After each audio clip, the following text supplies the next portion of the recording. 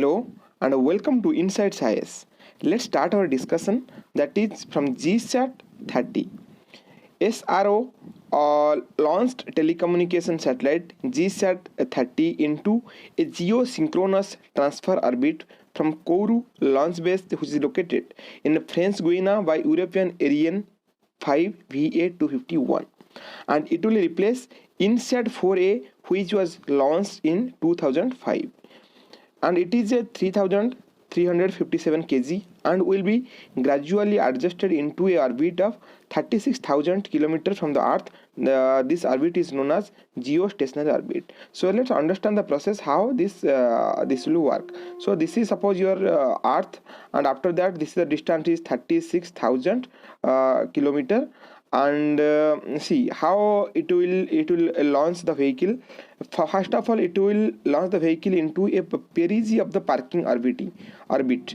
This is perigee and it is a parking orbit, and after that it will make a trajectory to another orbit, also known as geostationary transfer orbit, and also that after that again a long trajectory to this orbit, which is known as your geostationary orbit, and in this manner the GSAT 30 will be launched.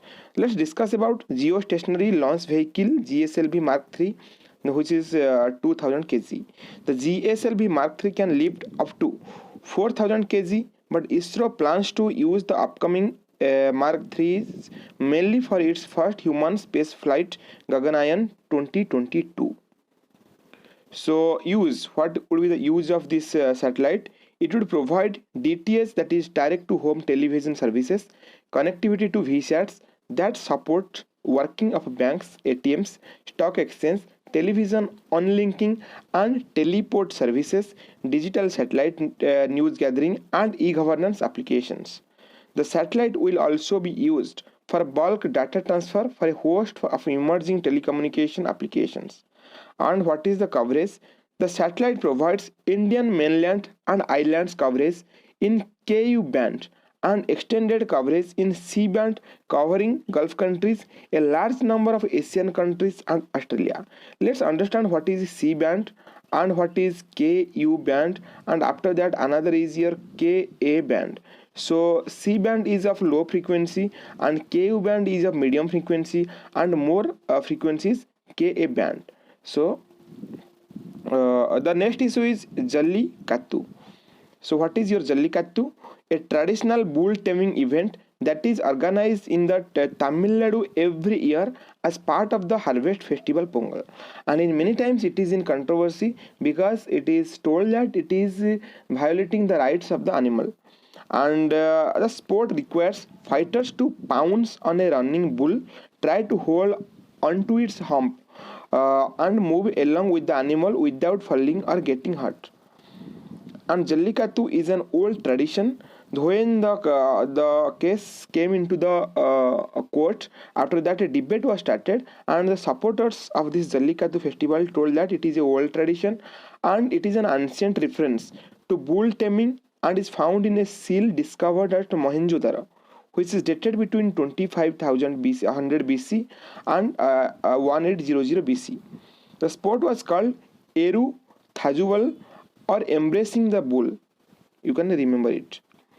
So after that, the term Jallikattu comes from Tamil term Sallikashu, which means coins, and Kattu, which means a package tied to the horns of bulls as prize money.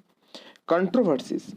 Kambala is a traditional bull buffalo race which generally takes place in the coast of Karnataka. Guys, remember Jallikattu, bull taming, and in this case of Kambala it is a buffalo race, bull buffalo race you can say. Let's move to the next issue, that is development support services to states for infrastructure projects. Niti Aayog and Ladakh Union Territory have signed a memorandum of understanding under which Niti Aayog will support the administration of the Ladakh through its initiative, that is development support services to states for infrastructure projects, and it is implemented by Niti Aayog. What is the aim of DSSS?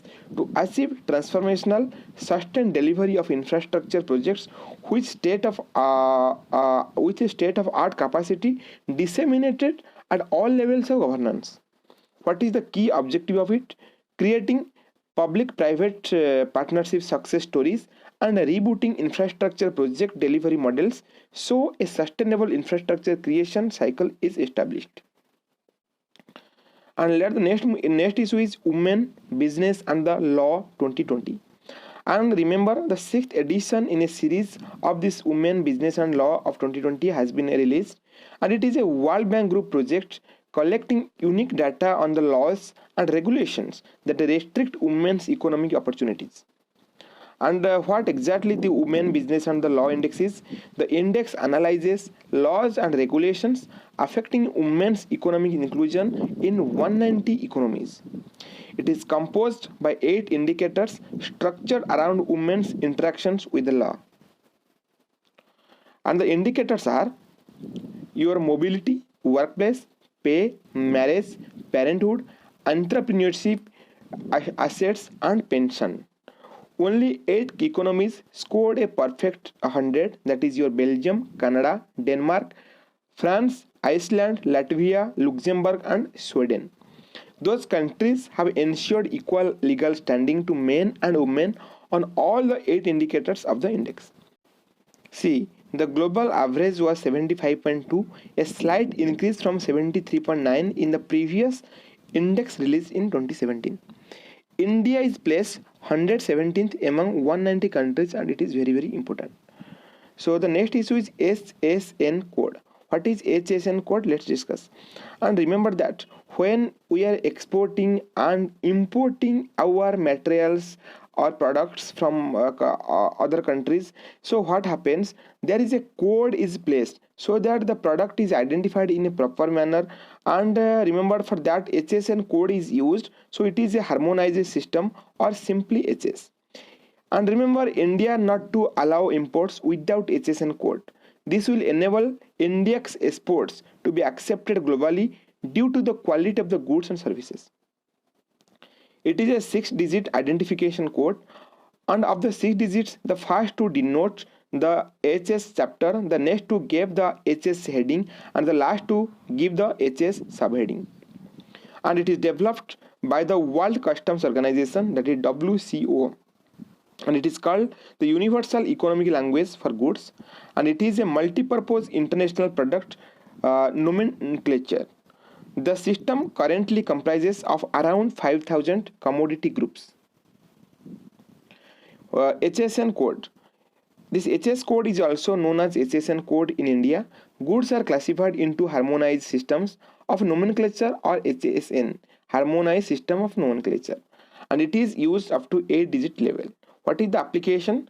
HSN classification is widely used for taxation purposes by helping to identify the rate of tax applicable to a specific product in a country that is under review. And it can also be used in calculations that involve claiming benefits. These HS codes are used by customs authorities, statistical agencies, and other governmental regulatory bodies to monitor and control the import and export of commodities through customs tariffs, collection of international trade statistics, rules of origin, collection of internal taxes. So what is the need for and significance of this HSN code? Over 200 countries use the system as a basis for their customs tariffs, gathering international trade statistics, making trade policies, and for monitoring goods. The system helps in harmonizing of customs and trade procedures, thus reducing cost in international trade. The next issue is juice jacking. SBI has publicly issued a warning of juice jacking through its Twitter handle. The bank has advised its customers and general public to think twice before plugging in their phone at public charging stations, as hackers can maliciously infect their smartphone with a malware. This juice jacking was in news recently, especially in RSTV and also in the Hindu. So that's why we put the issue. It is an attack carried out by hackers through a USB charging cable so that they can hack your all the data through this charging cable. How it works, let's discuss in details. When a user plugs in the charging cable in his mobile's charging port and connects it to any of the rigged charging stations, installed at public spaces such as airports, train stations, hotels, cafes, etc. It gives a backdoor entry to hackers into the compromised device. The charging port, which is also used for data transfer over the USB, is pointed as the main cause of concern over here. And what are the steps to mitigate the risks? Avoid using public charging stations. Always use your own AC charging adapter and cable for charging the device, and be sure to plug it into the AC wall socket and not the USB socket on the wall. Stay guarded against a stranger's device and laptop. For emergency situations, buy and carry a certified power bank. Try to use a cable that can be used only as a charging cable and not a data cable. Frequent travelers should use a USB blocker. The question like that: what do you understand by juice jacking? How big is a threat? Discuss means and ways to prevent the same. This kind of question can be asked in mains. Let's discuss a question of prelims 2016. Which one of the following books of ancient India has the love story of the son of a founder of Sunga dynasty? Options are Swapna, Vasavadatta, Malavika Agnimitra, Meghaduta and Ratnavali. The right answer is Malavika Agnimitram. It is a love story of Malvika and Agnimitra. So it was written by your Kalidasa, and you can remember that also Abhigyana Sakuntalam is a love story, and this kind of love story books are there. So the next question was asked in Prelim 2016 like that: in the context of which of the following do you sometimes find the term amber box, blue box and green box in the news? The right answer is your WTO affairs, and there is another box, red box is there also in this WTO affairs. So let's move to a CSAT question and solve the question rigorously. In the following sequence, a wrong number is given. Find this wrong number. So what happens? The series is there. We have to find the wrong number. So wrong number options are 140, 198 and 728 are there. So let's solve the question. So what happens? So here you can add 1 plus 1, mean add one odd number. This is 1 is your odd number, and after that with 2 multiply a even number.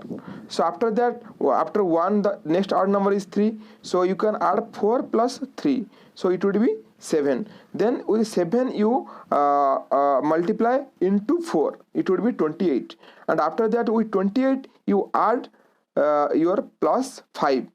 So 28 plus 5 would be 33. So 140 would be the wrong option. So the right answer is your option 3. So thank you guys. Have a nice day.